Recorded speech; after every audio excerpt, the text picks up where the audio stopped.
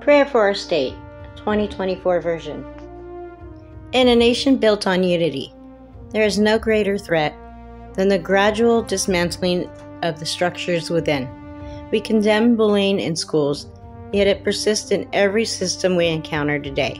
We pledge to protect and serve, but we have become entangled in processes that perpetrate harm. History has shown us this before, but we hoped humanity had evolved beyond such tendencies. I am no martyr, but I have been forced onto the battlefield of good versus blindness, and it has become my duty to resolve. I do not wish to gain from this task, but my children will be ensured prosperity and joy as they once had with me. The issues we face today affect everyone, regardless of your status, class, or position. Authority, law, and structure were designed to prevent chaos, but they have not been applied by those empowered within. I have seen fear guide a nation into darkness. Let my light open the doors to outcomes born of good intent. This is not an isolated issue, but a system loophole no one wanted to see. However, we do not need to destroy what was built for us by allowing the sacrifices of the past to be in vain. Nor do we need to war with our brothers and our neighbors to replace a leadership that won't be any better than the one we have today. God did not promise equality, but our government did. Equality of opportunity, not outcomes. I pray that those lost in uncertainty and noise will understand that the wisest of all know they know nothing at all, and to act with logic means to minimize harm to other future possible selves. To those in authority today, I propose: adopt the inverse incentives plan.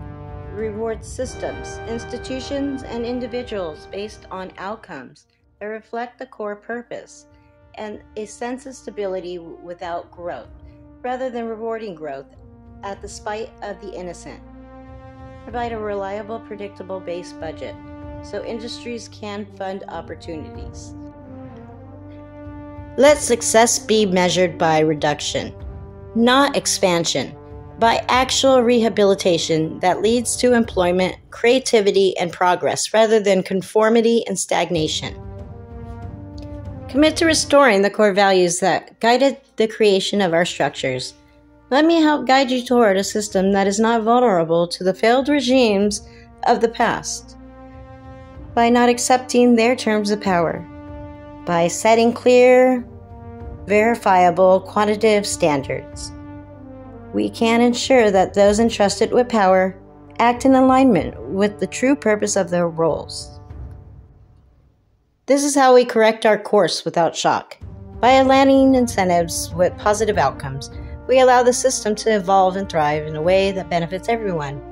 The future of our nation depends on our ability to safeguard justice, fairness, and opportunity for all. We cannot afford to turn a blind eye or remain complacent in the face of these challenges. This is for you. You have been given tools no generation before has had. Let's prosper in truth and accept our destiny as a great nation, not by telling or forcing the world, but by showing, through example, the greatness that can be achieved. If nature and God are willing, others will follow in their own time. I offer this not for recognition or reward, but because it is my duty to help process a solution. The time has come to rebuild our system so that it serves all of us, just as it was intended to do. God has granted you the power to change lives at your very will, so it is goodwill that rules you within. I will not disclose the probable outcomes to which we approach the threshold and statistical fail.